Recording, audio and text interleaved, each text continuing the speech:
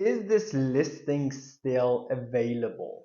Is this the right way to ask this question? Stay tuned because by end of this video, you fully understand and comprehend how to ask the right question and how to revise this question. Welcome to my YouTube channel. My name is Axel Ziba. If it's your first time here, welcome to Sincere Real Estate Chat channel of real estate answering your question sincerely between you and I. So please make sure to subscribe to my channel, or better yet, hit that like button so more people like you can enjoy this video. Is this home still available? Is this the right question to ask? We all know when a listing or a property receives a conditional or contingent offer, it's conditional, it's contingent, and it's not firm. Assume a listing agent receives a call from a buyer or a buyer representative while he or she has an accepted conditional or contingent offer on that listing.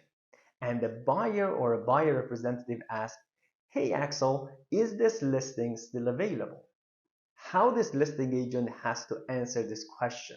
Let's go back to realtor codes of ethics and how the realtors need to follow their clients' lawful instructions. And that listing agent is also no exception. She or he has to follow their seller's client's lawful instructions to the T. In reality, when a listing or a property has a conditional or contingent offer on a table, it's truly available. Yes, but should the listing agent fully disclose that publicly? And that's going to bring us to following the seller's instructions fully to the T by the listing agent. So when the listing is getting prepared, the listing agent needs to sit down and go through different scenarios with their seller client, informing them how to make this decision. Some sellers, they want to expose their property more even though they have signed an accepted offer which is conditional, and they know at one point it might sell or it might go the other way. Exposing further and marketing the property further even after the accepted offer has two benefits to the sellers. A, it also exposes the property to potential buyers, even though if there is an accepted offer that is conditional, to bring a backup offer. And two is to also, if, God forbid, if the sale collapses, they can reach out to those potential buyers that inquired about the property and invite them back to bring an offer. And these are the facts that a listing agent needs to discuss with their client seller and disclose everything to them so they can make a right decision.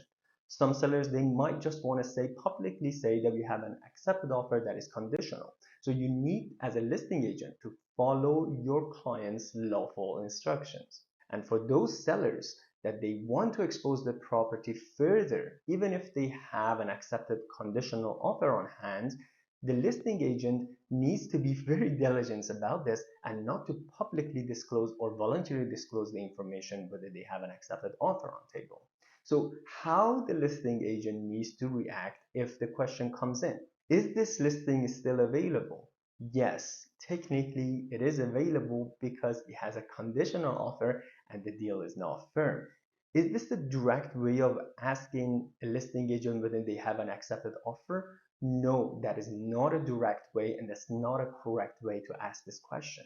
In reality, for any buyers or their buyer representative, it's important to ask a direct, concise, and precise questions to get the truthful answer. And that's going to help them even in stigma properties or stigma question. What is stigma? We're going to be talking about that in future videos, but that's definitely a fact. That means instead of asking if this is still available, revise it, ask it in a more precise and very detailed way. Is this listing currently has an accepted offer on hand? And for answering that question, the listing agent is obligated to answer truthfully and say, yes, we do have an accepted offer conditional, and the sellers are inviting backup offer and inviting for more showings. I found this topic very interesting as it really relates to home sellers, home seller representative, home buyers, and their representative of how to act in every scenario. And the key here is to be detailed and precise. One thing is very important is to avoid vagueness in real estate. Thanks for watching my video. Hope you found it valuable. So please make sure to subscribe, share, and like.